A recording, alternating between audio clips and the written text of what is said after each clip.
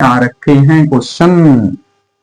देखिए है द्विघात समीकरण क्वेश्चन, ध्यान देखिए 6 नंबर के एग्जैक्टली पेपर में आते हैं, तो यही रिपीटेड क्वेश्चन, यही क्वेश्चन बार बार आते हैं, तो आप ध्यान सीखिए और कुछ भी ऐसे क्वेश्चन लगाना सीखिए कैसे लगता है। चलिए लिखा हुआ है, एक नाव की शांत जल में चाल 15 किलोमीटर प्रति घंटा है। मतलब एक नाव की चाल कब? शांत जल में, मतलब जब जल नहीं चल रहा है तब कह रहा नाव की चाल 15 किलोमीटर प्रति घंटा है। नाव को धारा की दिशा में 30 मिनट, धारा की दिशा में 30 मिनट जाने और धारा की विपरीत दिशा में 30 मिनट करें। नाव को धारा की दिशा में 30 किलोमीटर जाने, यानी नाव जो है धारा की दिशा में 30 किलोमीटर जाती है। मतलब एक नाव है जिसमें शांत जल में नाव की चाल 15 किलोमीटर प्रति घंटा है और नाव की धारा की दिशा में कितना किलोमीटर जाता है? 30 किलोमीटर जाना और धारा की विपरीत उसी दिशा में उसी स्थान में लौटने में, यानी 30 किलो लौटने में 4.5 घंटे समय लगा। मतलब जितना दूर जा रहा है उतना ही दूर आ रहा है और कह रहे हैं आने जाने में कुल जो समय लग रहा है वो 4.5 घंटे का लग रहा है। ध्यान रखना, उसी स्थान पे जहां यहां से जाने और उसी स्थान में आने में 4.5 घंटा लगा। तो देखो एक चीज यहां समझना सबसे जरूरी है कि देखो जब नाव चलती है तो शांत जल में चले तो नाव की कुछ स्पीड होती है, लेकिन जब जल बह रहा हो तो जब जल बह रहा होता है तब जो नाव की चाल है और साथ में जो जल की चाल है दोनों ऐड हो जाता है। और जब वही काम जब विपरीत होगा तो हम इस दिशा में नाव ले जा रहे हैं और धारा इस दिशा में बह रही है, तो वो क्या करता है, जो स्पीड होती है किसकी? नदी की, वो नाव को रोकने की कोशिश करती है। कितना रोकती है? जितना उसका चाल है, मतलब जिस स्पीड से नदी बह रही है। तो ये बात ध्यान रखना, इसीलिए लिखा है कि धारा की दिशा में 30 किलोमीटर जाने और धारा के विपरीत 30 किलोमीटर आने, मतलब उसी स्थान में, मतलब 30 किलोमीटर लौटने में 4.5 घंटे समय लगता है। तो ध्यान देना कि जब धारा की दिशा में कोई वस्तु चल रही होती है, धारा की दिशा में, तो नाव की चाल प्लस धारा की चाल, और विपरीत जाएगी तो नाव की चाल में से धारा की चाल को हटा देंगे, तब वो विपरीत चाल हो जाएगी। नाव की चाल क्या हो? विपरीत दिशा में नाव की चाल होगी। ये बात समझ में आए?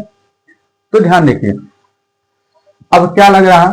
चलिए, तो हमको नहीं पता तो हल करेंगे, एक एक बात को लिखेंगे तो आपको ज्यादा समझ में आएगा। लिखा नाव की शांत जल में चाल, तो लिखेंगे नाव की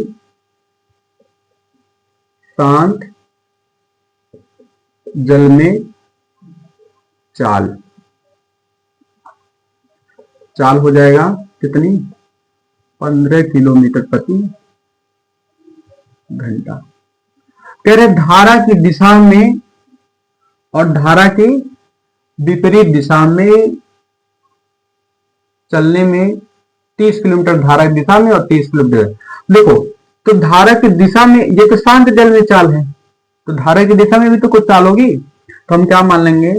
माना, देखो पहले देखो क्या चीज नहीं पता, पहले मानने से पहले ध्यान रखिए, हमको शांत जल में नाव की चाल पता है लेकिन धारा की चाल नहीं पता, और वही ज्ञात करना है हमको, धारा की चाल। तो जो नहीं दिया उसी को मान लेते हैं। माना धारा की चाल क्या हो जाएगी? x किलोमीटर प्रति घंटा। क्या नहीं पता था? धारा की चाल नहीं पता है, मतलब नदी किस स्पीड से बह रही ये नहीं पता था, यही तो निकालना है। तो ये तो नाव की चाल था और ये धारा की किस स्पीड से बह रही थी पानी, ये। अब चलते हैं दूसरी चाल हम निकालते हैं। जब नदी की दिशा में जा रहा हो, क्या नदी जिस दिशा में उसी दिशा में नाव चल रहा हो, तो हम लिखेंगे धारा की दिशा में नाव की चाल। क्या? धारा की दिशा में नाव की चाल। देखो धारा की दिशा में तो पहले चाल ये है और धारा की दिशा में क्या हो जाएगा? 15 प्लस x किलोमीटर प्रति घंटा। समझ में आई नहीं है? देखो जब चाल नदी जा रही है और नाव भी जा रहा, तो नदी की कुछ स्पीड होगी और कुछ नाव की स्पीड होगी। जब दोनों चाल चलती हैं तो नदी अपने चाल से ही बहा के ले जाती है, और साथ में जो बोट का चाल होता है, नाव का, दोनों दोनों चाल होगा। तो धारा की दिशा में जब नाव चलेगा तो धारा की चाल होगी या प्लस किसकी चाल, नाव की चाल। तो इसलिए दोनों धारा की दिशा में दोनों क्या हो जाएंगे, जुड़ जाएंगे। ऐसे ही धारा के विपरीत विपरीत दिशा में नाव की चाल क्या हो जाएगा, 15 - किलोमीटर प्रति घंटा। अब देखो एक चीज और कर रहा है, और क्या दे रखा है, दूरी। दूरी कितना, तो दूरी देखो, धारा की दिशा में 30 किलोमीटर और धारा के विपरीत दिशा में 30 किलोमीटर, दोनों लग रहा है। धारा की दिशा में भी कितना लग रहा है, 30 किलोमीटर, और धारा के विपरीत दिशा में भी कितना लग रहा है, 30 किलोमीटर, क्योंकि उतनी दूरी ही लौट के आना है। नाव द्वारा चली गई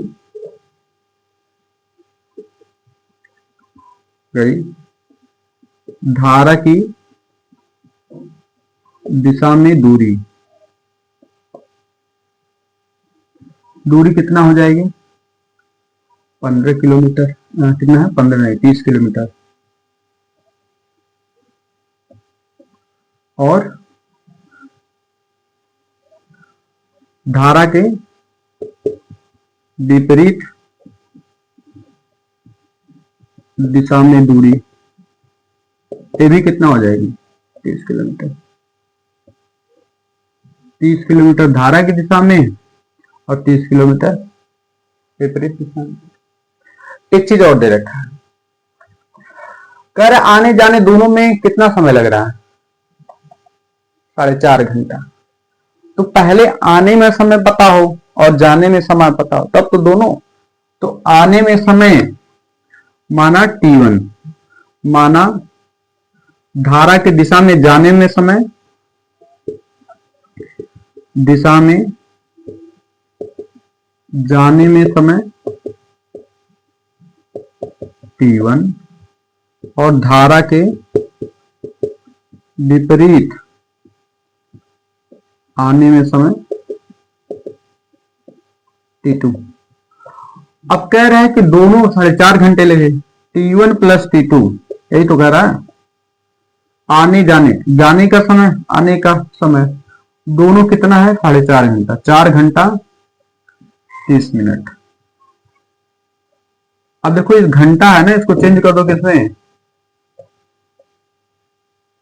t1 प्लस t2, 4 गुणे मिनट है घंटा में, 4/30 क्या हो गया, 1/2। t1 प्लस t2 बराबर 4 सही 1/2 बराबर 9/2 घंटे। अरे 4.5 घंटा का मतलब 9 घंटा है, 4 दूनी 8 1 9, 9/2 घंटे। इसको यही ध्यान रखो। चलिए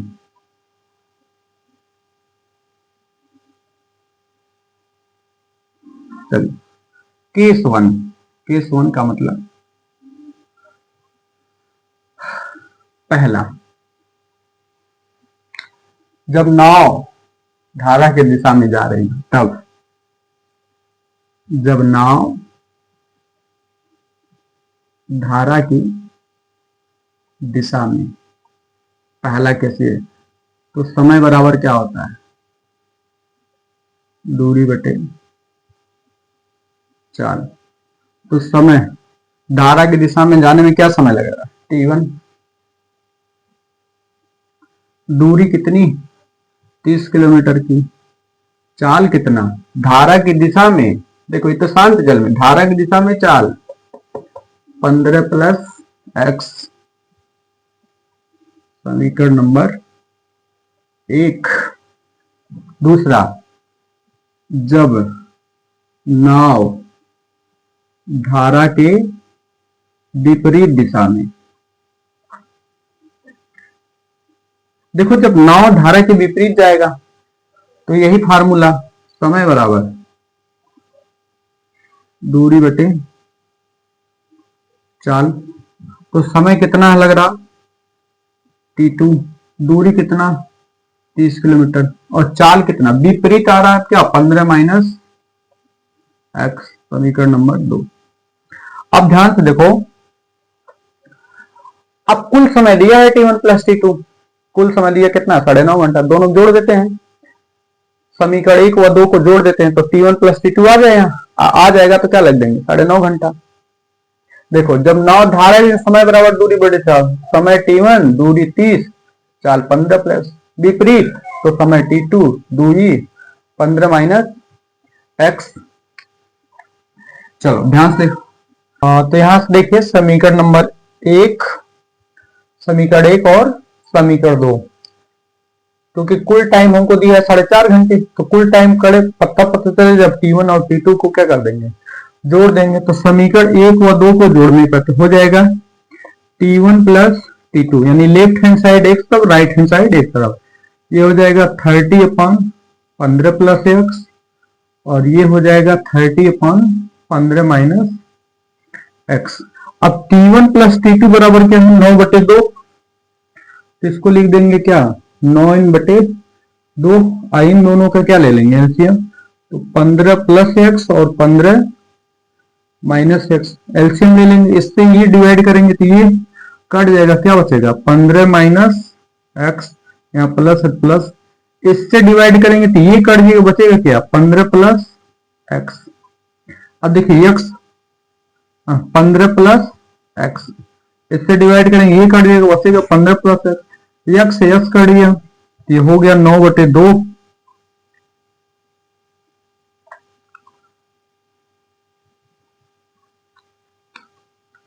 यहां ध्यान से देखिए,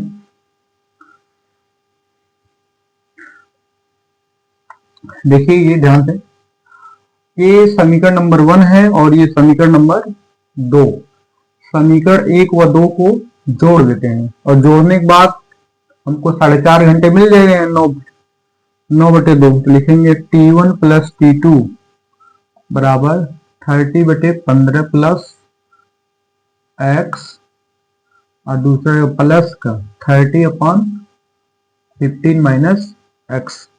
अब t1 प्लस t2 बराबर क्या यहां पर लिख रखे हैं 9/2। अब इन देखिए 30 दोनों में कॉमन ले सकते हैं, तो 30 हमने क्या कर लिया कॉमन ले लिया, तो 1/15 प्लस एक्स हो जाएगा, और प्लस का 1/15 माइनस एक्स। चलिए ध्यान दीजिए 9/2 ये 30 हो गया, इन दोनों का एलसीएम ले लेते क्या हो जाएगा 15 प्लस एक्स एक ब्रैकेट में, दूसरे में 15 माइनस एक्स, इससे डिवाइड करेंगे तो ये वाला कट जाएगा, ये बच जाएगा तो 15 माइनस एक्स हो गया, इससे डिवाइड करेंगे ये कट जाएगा तो ये बचेगा, और एक का इसमें गुणा होगा तो क्या हो जाएगा 15 प्लस एक्स। देखो एक्स माइनस का और एक्स प्लस का कट गया, तो 9/2 बराबर 30 गुणे ये 30 इन दोनों का गुणा कर दो, a plus B A minus B, तो क्या हो जाएगा A square minus B square 225 minus X square, multiply कर दीजिए 9/2, और 3 का इसमें होगा 3 तरीके 900 बटे 225 माइनस एक्स स्क्वायर। फिर ध्यान से देखिए इधर इस 2 का गुणा हुआ क्या होगा 9 में 2 का गुणा 9 में, तो इधर का हो जाए पहले 9 का गुणा किसमें होगा 9 गुणे cross multiply 225 minus X square बराबर इसका गुणा हो तो 9 दूनी 1800। अब इससे डिवाइड कर दे 225 माइनस एक्स स्क्वायर 1800 बटे ये यहां चला है 9, 9 दूनी 18 200, तो 225 माइनस एक्स स्क्वायर बराबर हो गया 200। एक्स स्क्वायर को क्या बनाना है पॉजिटिव, इसको इधर भेज दो तो प्लस का हो गया, और इसको इधर ले आ लो तो 225 माइनस 200, तो एक्स स्क्वायर बराबर क्या हो गया 25, तो एक्स बराबर क्या √25 बाहर निकालेंगे तो एक्स बराबर क्या आ गया 5, प्लस माइनस 5 हुआ तो इसमें कौन सा माना जाएगा, क्योंकि माइनस तो होगा नहीं, तो जाहिर सी बात है प्लस वाला होगा। तो यक्स क्या माने थे, यक्स ही तो माने थे धारा की चाल, तो हम लिख देंगे इसलिए धारा की चाल बराबर 5 किलोमीटर प्रति घंटा। बस यही क्वेश्चन की डिमांड थी। देखिए एक बार फिर से हम आपको एक्सप्लेन कर दे रहे हैं।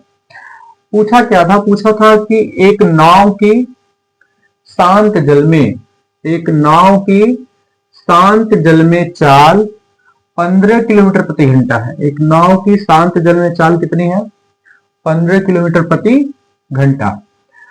नाव की धारा की दिशा में 30 किलोमीटर जाने और धारा की विपरीत 30 किलोमीटर आने में कुल 4.5 घंटे समय लगते, तो धारा की चाल जाती। अब देखिए कोई भी वस्तु जब धारा की दिशा में जाती है तो उसमें दो फोर्स काम करते हैं, यानी दो तरीके से वो चलता है। एक धारा की कुछ स्पीड होती है और नाव की।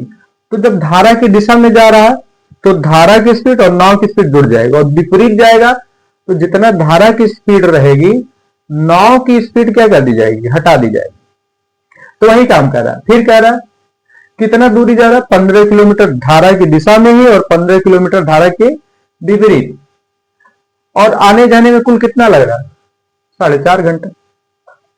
अब देखिए इसी बात को ये समझाने की कोशिश किया गया है कि चूंकि दे रखा है कि नाव की शांत जल में चाल कितनी है, 15 किलोमीटर प्रति घंटा, और हमको क्या नहीं पता, धारा की चाल नहीं पता और समय भी नहीं पता, मतलब जाने में कितना समय है, आने में कितना समय, ये भी नहीं पता। बस ये एग्जैक्टली जरूर पता है कि आने जाने का दोनों का समय कितना है, 4.5 घंटा।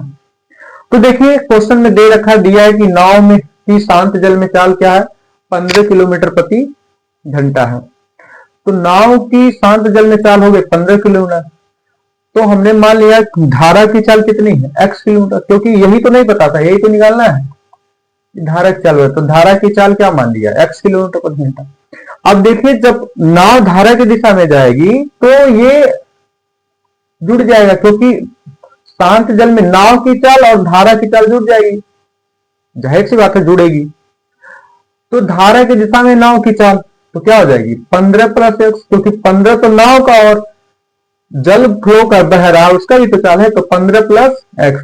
ऐसे जब विपरीत आएगा तो विपरीत जब नाव आएगी तो जिस रास्ते से पानी बह रहे उसको रोकने की क्या करेगी, कोशिश करेगी, तो ये हो जाएगा 15 - x।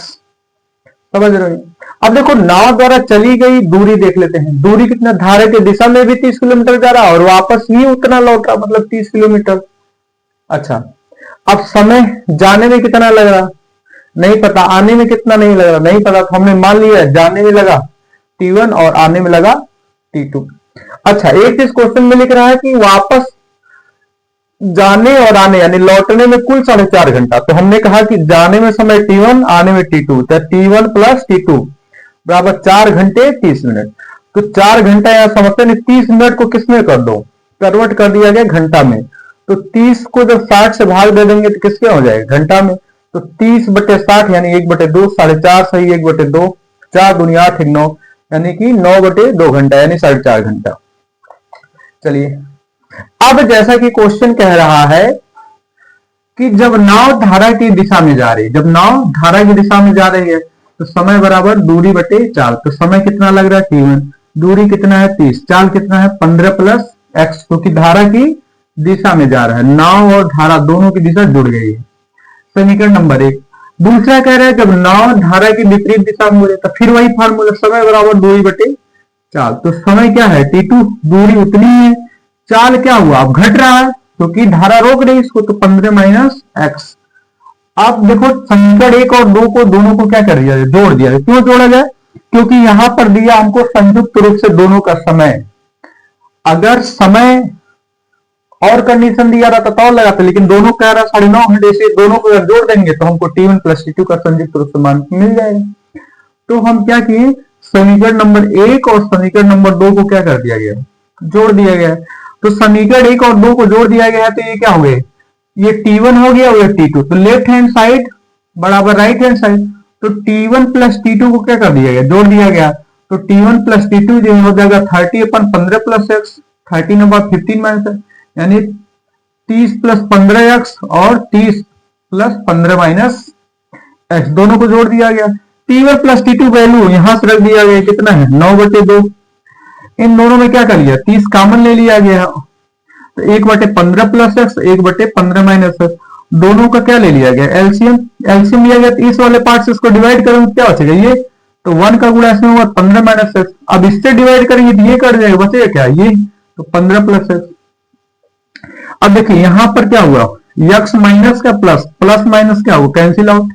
15 और 15 क्या हो जाएगा 30, और 30 का गुणा 3 होगा क्या हो जाएगा 900, और a plus B A minus B इन दोनों का गुणा कर 15 का 15 और 15 15 या 225, और x का होगा तो एक्स स्क्वायर, यानी a प्लस बी और a माइनस बी का होल स्क्वायर लगाया गया। a स्क्वायर मतलब 15 का स्क्वायर 225 और x का स्क्वायर माइनस।